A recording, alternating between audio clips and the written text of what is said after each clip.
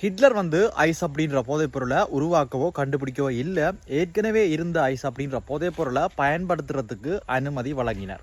இந்த ஐஸ் அப்படின்ற போதைப்பொருள் எப்போ கண்டுபிடிக்கப்பட்டு சொன்னால், ஏற்கனவே சொன்ன மாதிரி 1893 கண்டுபிடிக்கப்பட்டது. அதுக்கு பிறகு 1919 அது வந்து கிறிஸ்டல் வடிவில் மாற்றப்பட்டது.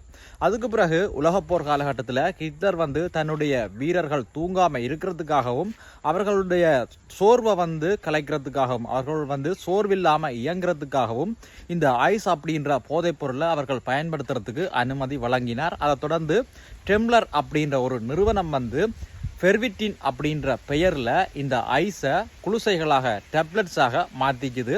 அந்த டேப்லெட்ஸை, அந்த ஃபெர்விட்டின் அப்படின்ற அந்த ஐஸ் குளுசைகளை தான் வந்து அந்த வீரர்கள் வந்து பயன்படுத்தினாங்க.